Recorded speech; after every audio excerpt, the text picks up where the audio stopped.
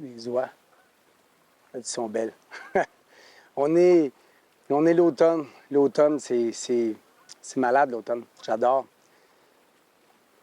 Mon papa, sa fête, c'était le 24 août. Puis il disait toujours, le 24 août, c'est là le changement de cycle. On tourne vers un autre monde, il disait ça. Les journées raccourcissent de manière drastique. La rosée, le givre arrive. Les ours se gavent pour rentrer bientôt dans leur lit. Mais il y a aussi les oiseaux migrateurs. Puis moi, c'est ce qui m'avait le plus marqué. Les oiseaux, le son, les grands V, en tout cas. Il nous racontait une légende. Ah, ben, c'est une légende, une petite légende, un petit mini conte, mais j'ai envie de le faire vivre, j'ai envie de le faire continuer. L'Amérindien lui racontait ça. Il lui appelait ça l'oie mère, comme si c'était la maman de toutes les oies. C'est comme si c'était le début de l'histoire de la progéniture des oies. Puis ici, à Saint-Jean-sur-Richelieu, on dirait que c'est le nid, c'est le berceau de l'oie blanche. Bien, de la Bernache aussi, mais tu sais, mais c'est de l'oie. C'est tellement beau, vous avez tellement une belle rivière. Puis ça me remémore ça. C'est une des premières choses que je me suis rappelé les premières fois que j'ai mis les pieds ici. Je racontais ça. L'oie mère. C'était... Il paraît même que c'était une oie tellement grosse, tellement grande, tellement blanche, que certaines personnes en avaient peur tellement qu'elle était grosse. Il disait que l'oie, elle montait.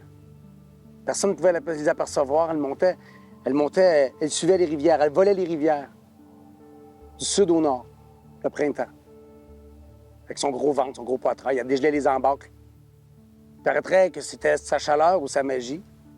Elle dégelait les rives, elle dégelait les embâcles. Mais ce qui est beau, c'est qu'elle passait en avant de toute sa progéniture, de tous ses enfants. Elle s'en allait vers le nord. Elle s'en allait comme vers le nord pour faire une continuité sur les... Je sais pas, moi je le vois sur les glaciers. Pour faire un début d'histoire de plus.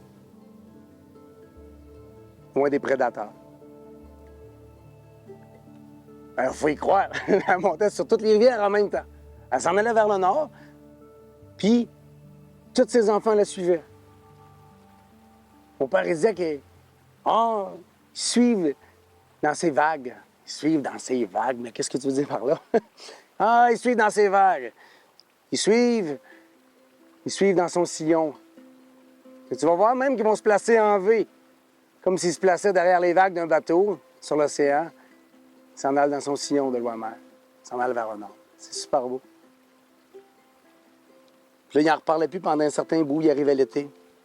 Puis l'été, ben, on oubliait complètement ça. C'était la fin des classes. On jouait. On jouait sur le bord de notre rivière, dans ma région. On se baignait. On oubliait complètement ça. C'était la saison estivale. Puis blablabla. Puis jusqu'à ce qu'à un moment donné, mon père, il disait... Il arrivait avec sa grosse voix, il disait « Elle va fermer la danse! » Puis il regardait vers le nord, tu sais. Fermer la danse? Mais que... Il va fermer la danse de quoi? Quelle danse? Il dit « L'Ouest-mer va revenir. L'Ouest-mer, elle va repartir en descendant. Puis tu vas voir, mon Tom, tu vas voir. Elle va passer en arrière, pas en avant, en arrière de tous ses enfants. » Hein? Oui. Il dit « Elle va s'assurer qu'il ne reste pas personne dans aucune baie, dans aucun plateau. Dans aucune forêt. Il va s'assurer qu'il ne reste pas personne. Et j'ai dit, ils vont se rappeler du chemin, pas? Oh oui. Cette descendance-là, oui. C'est comme ça que ça marche. C'est de la pure magie dans mes oreilles quand j'étais tout petit. C'est de la pure magie. C'est drôle.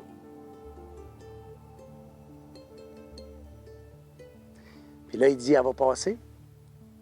Ses ailes tellement grosses, tellement larges, qu'elle va toucher les deux berges en même temps, de chaque rivière. Elle va flotter. Il paraît qu'il y a certaines personnes qui ont même été capables de voir des plumes, des grosses plumes blanches, argentées, qui vont être déposées sur le bord des rives. Puis ce qui est encore plus intéressant, c'est que ces plumes-là elles arrivent quand ils sont déposés l'automne, quand on a la chance de les voir. Ils déposent le contraire du printemps. Ils déposent une magie de rosée, une magie de givre, puis c'est là qu'ils vont se mettre à faire geler. Ils vont faire geler les berges, ils vont faire geler les forêts, faire geler les épinettes noires jusque dans le Grand Nord. Ils vont déposer sur tout le nord du continent un duvet blanc qui va garder ses enfants jusqu'au printemps. Puis son duvet blanc, bien, c'est tellement magique. Il dit, vous allez pouvoir même jouer dedans, en faire des forts, en faire des sentiers, même faire du ski dessus. Puis il dit, vous allez voir que ça reste tellement de la magie. Si vous essayez de la prendre dans vos mains, ce duvet blanc-là, il va disparaître, il va dégoûter sur le sol. Comme une poignée de neige. J'avais raison. Je me rappelle, j'étais petit, je sortais dehors, l'hiver, je prenais de la neige dans ma tête à moi, c'était un duvet d'oie.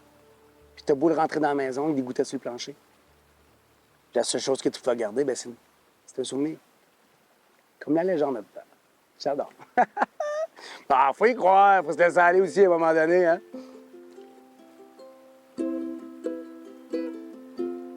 Fait que l'eau mère, elle va redescendre, on va s'assurer qu'il ne reste personne. Elle va fermer ses rivières, les laisser geler. Jusqu'au prochain cycle, jusqu'au printemps.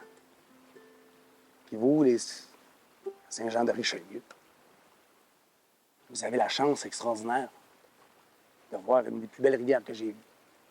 C'est beau, j'en ai vu des rivières dans ma vie. Puis elle est magique. C'est un nid. C'est le nid des oies-mères. Il y en a des milliers. Moi, j'ai toujours dit à mes enfants qu'il y en a des millions. Puis, il faut la vénérer. Sortez de chez vous, allez la voir. Elle est magique. Vous êtes vraiment chanceux.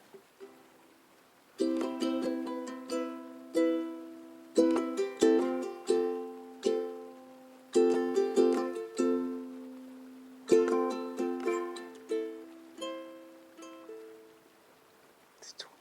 Bonne journée. Je vous embrasse.